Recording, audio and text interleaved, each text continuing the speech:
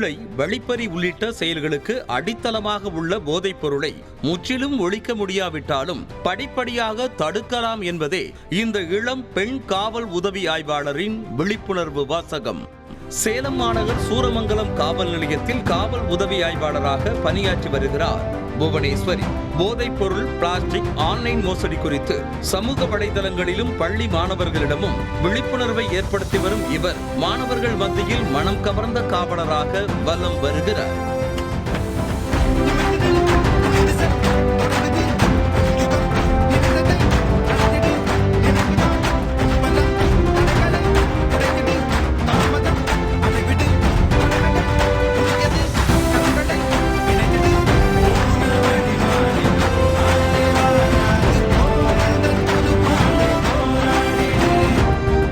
பணிகளுக்கிடையே பள்ளி விழாக்களில் சிறப்பு விருந்தினராக கலந்து கொள்ளும் புவனேஸ்வரி போதைப் பொருளுக்கு எதிராக மாணவர்களையும் விழிப்புணர்வு உறுதிமொழி ஏற்க வைப்பதை தலையாய கடமையாக செய்து வருகிறார்.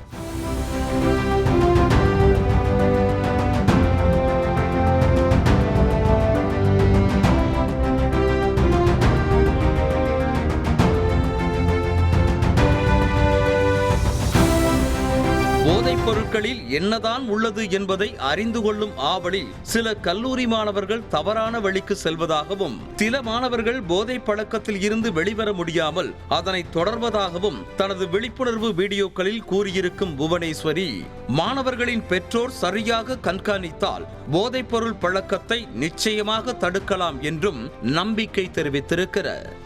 ட்ரக் யூசேஜ் வந்துட்டு அதிகமாக வரதுனால என்னென்ன ப்ராப்ளம் அவங்களுக்கு வருது அப்படின்னா, இல்லீகல் ஆக்டிவிட்டிஸான மர்டர், ரேப், ஃபேமிலி ப்ராப்ளம்ஸில் இன்வால்வ் ஆகுறது, மணி லாஸ் பண்ணுறது, ஸ்ட்ரெஸ்ஸு, இந்த மாதிரியான கேட்டகரிஸான ப்ராப்ளம்ஸில் அவங்க மாட்டிக்கிறாங்க. இதனால் அவங்களுக்கு ஃபியூச்சரே ஸ்பாயில் ஆகுது. மன உளைச்சல், பணிச்சுமை என புலம்பும் பல காவலர்களுக்கு மத்தியில் இளைய சமுதாயத்தை எழுச்சி பெற செய்யும் நோக்கத்தில் விழிப்புணர்வு செய்து வரும் புவனேஸ்வரியின் செயல் பலரது மத்தியிலும் பாராட்டுக்களை பெற்றிருக்கிறது. பொதுமக்களாகிய உங்களோட சப்போர்ட் எங்களுக்கு கிடைச்சாதான் இந்த ட்ரக் யூசேஜ் எங்களால் கண்ட்ரோல் பண்ண முடியும்.